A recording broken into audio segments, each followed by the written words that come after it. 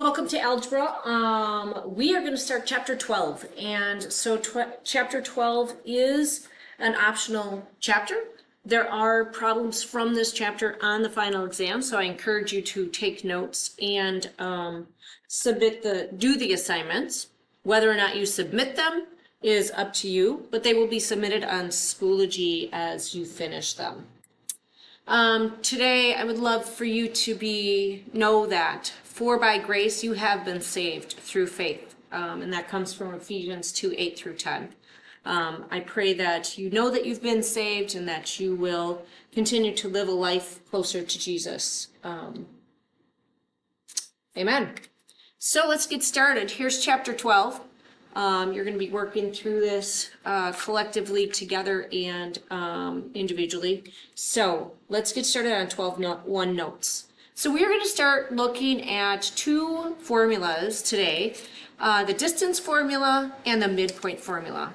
So the distance formula and midpoint formula are defined formulas similar to the quadratic formula and some other formulas that we've used where we're just going to plug things in and chug out the answer using great order of operations. So this is it. It is the square root of x2 minus x1 squared plus y2 minus y1 squared. So you need to have two ordered pairs, and you're looking at the distance between 2 points. So for instance, in this example, we're looking at the distance between 1, -2, that point. So 1, -2 would be over 1 to the right, down 2 to down 2. And then between -3, 1. So over 3 to the right, the left, and up 1. So we're looking at this distance here between these 2 points. And so we want to find out how long that is. Okay? We're going to do that by plugging and chugging and go from there. And so we can't measure that distance at all because it's not on the grid itself. So we have to use this formula. So we're going to label our points. x1, y1 is our first point. x2, y2 is our second point, and we're going to take those x values and put them into the formula, and the y values and put them into the formula as defined, and then we're going to use good order of operations. So we put the -3 into the x2 spot because that is what's labeled as x2. Okay, we're going to put the positive 1 in y1. We're going to take the y2, which is 1, and then the y1, which is -2, and of course we're going to make that into a plus. We're going to now evaluate those numbers. -3 minus 1, or -3 plus -1 is -4, and then 1 plus 2, because that changes into plus, is 3. So now I need to do good order of operations. So far, all I did was plug and do a little bit of addition. Now I need to take -4 squared. Reminder, anytime I square any number at all, it's always positive. Don't believe your calculator because you chose to enter it wrong into your calculator. Either put it in parentheses or always know you're going to get a positive answer. So you're going to get 16 for that and 9 for 3 squared. Add those together. You're going to get 25. And now take the square root of 25. Well, that's one of our perfect squares. So my distance is 5 units. So the distance from this point to this point is 5 units. We don't know what the units are because they weren't defined. Okay? That's all you're doing. You're plugging in your numbers. You're chugging out an answer. So where might we apply this? Well, there's a movie called Forrest Gump. Forrest Gump takes a nice long run from California to Maine. Vermont, I'm sorry. And if you look at that picture and you put it on a grid, he would be starting at -5, and he would be running to 3, 7. We want to find the distance of Forrest's run. So we're going to take and we're going to write our distance formula. We're going to copy that down each time because the more we copy it down, the better we learn it. And then we're going to define what our x1 and y1. So this would be x1, this would be y1. This would be x2, this would be y2. And I'm going to plug those into their spaces, and I'm going to solve from there.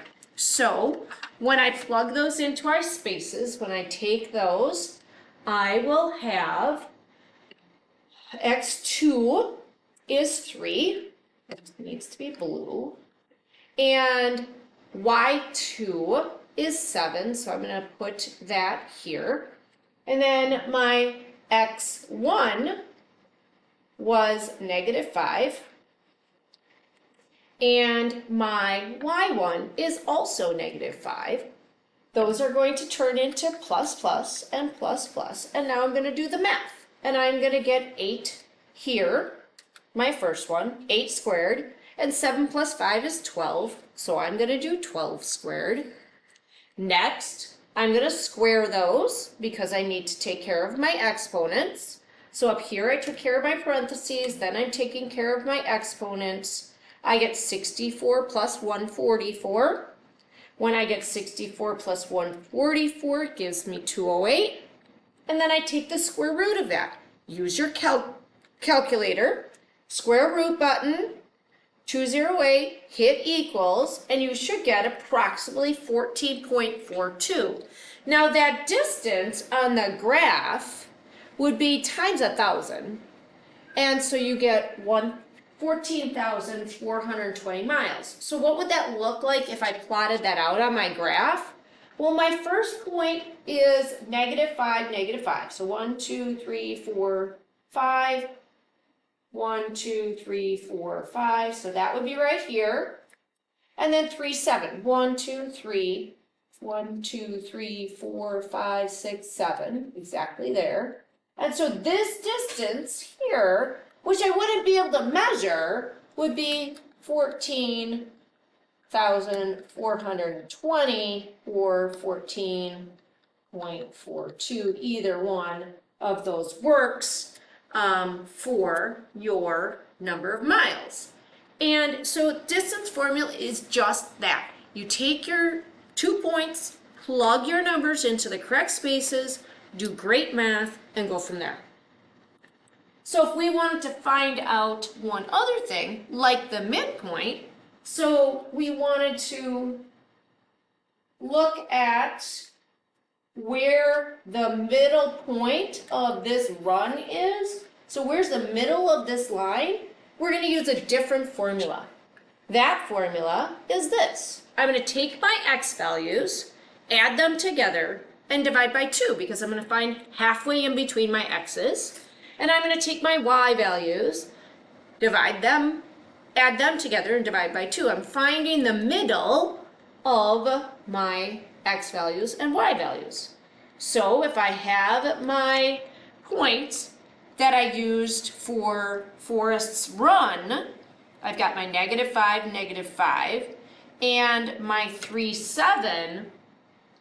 So my x values are going to be -5, and my y value is -5 for my first point. My second point is 3 and 7, and now I'm just going to, again, do good order of operations. I'm in parentheses, so I'm going to do the inside of the parentheses. This is an ordered pair, an x value and a y value. So it's an actual point we can plot on the graph. So I'm looking for the point on this specific red line that I just drew. Where is the point that's in the middle of that line? Okay, so I'm going to do the math. -5 plus 3 is -2. -5 plus 7 is 2. I'm going to divide both of those by 2. I'm going to get -1 for my first value and 1 for my second value. So I'm going to go 1 to the left and 1 up. And this point right here is halfway in between the 2 points that define Forrest Gump's run. And if we were going to look at where that is in his run and find which state it would be, I would find out that that point is in Missouri.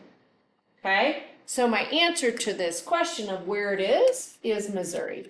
And you can use midpoint for many different things and go from there. So maybe you're at a baseball game and looking from home plate, Orlando Arcia was 82 feet and out and 16 feet to the left of center line. And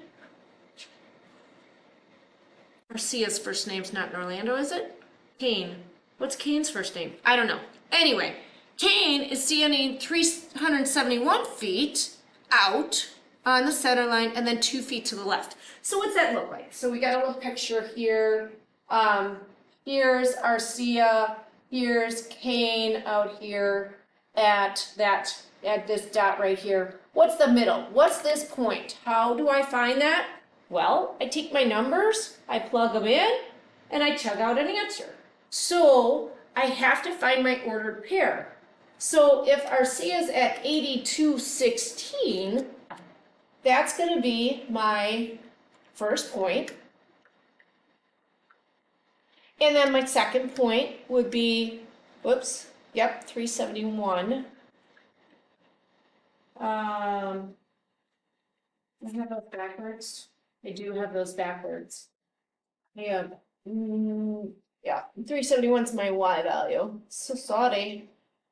Because you got to think about out is your Y value. So, 16 feet to the left would be X. There we go. Now we got it, Mrs. Hartloud. And then -2, 371. So those are my numbers that I'm going to put into my value here. So I've got my -2 is my X2, 371 is my Y2, and then 16 is my X value of my first point, 82 is my Y value of my second point. I'm now going to add those together and then divide each of them by 2. And so when I do that, I get -14 for my first one, 453 for my second one. Take my -14 and divide that by 2, I get -7. And 453 divided by 2 is 226.5. So this point right here is just that. It's -7, 226.5. And that is halfway in between where Arcia is standing and Kane is standing. And that, my friends, is your notes for 12.1. You have a worksheet where you can apply using the distance formula and the midpoint formula, and I ask you to complete that now and submit it on Schoology. God bless.